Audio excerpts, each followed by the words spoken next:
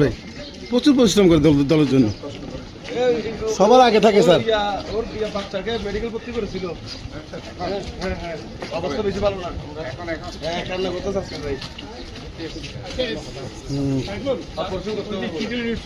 আমার বড় ভাই রিটায়ার্ড আর্মি পার্সন। আমি কথা বলবো।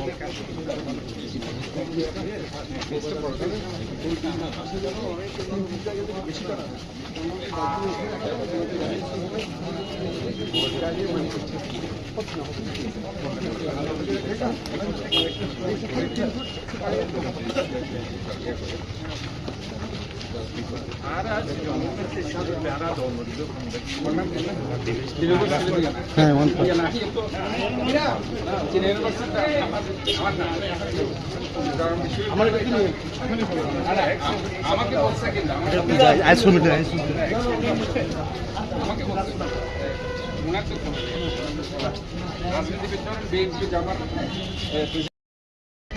হাই স্কুলে পড়েছি এবং হাই স্কুলে পড়েছি এবং কলেজে পড়েছি, কিন্তু আমি কোনো সময় এরকম জলবদ্ধতা দেখিনি।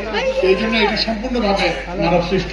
তো এটা একটা অসম্ভব কাজ, এই যে মেয়র সাহেবের নেতৃত্বে এই কাজটা হচ্ছে। আমি আগে যখন এসেছিলাম তখন দেখছিলাম যে খালের উপরে সব বাড়ি ছিল এবং এমনকি সিনিয়রও বাড়ি ছিল। তো এগুলো সব আমরা ভেঙে এগুলো এখন খাল পরিষ্কার করা হয়েছে।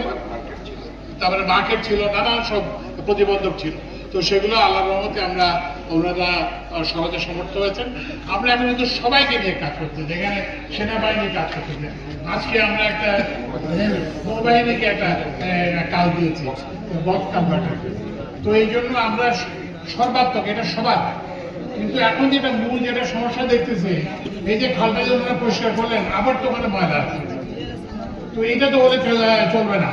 আমরা 10,000-এর মতো এই যে ময়লা ফেলার বিন, এই যে বড় বড় নীল যে বিন, এগুলো আমরা জোগাড় করছি 240 লিটার এক একটা, এখানে ময়লা ফেলবে। আর নাহলে কিন্তু আমি ওই যে বিভাগীয় কমিশনার আমাদের এখানে আছেন, আমরা কিন্তু তাকে নির্দেশ দিয়েছি যে যাকে বাইরে ময়লা ফেলতে দেখা যাবে তাকে কিন্তু আইনের ব্যবস্থা নেওয়া হবে। আমরা কিন্তু যেটা বললাম যে সবকিছু, যত কিছু করার প্রয়োজন ছিল সবকিছু আমরা করেছি। এখন হচ্ছে নাগরিকদের পালা, আপনারা এটা করবেন এবং সব রাজনৈতিক দল, আমাদের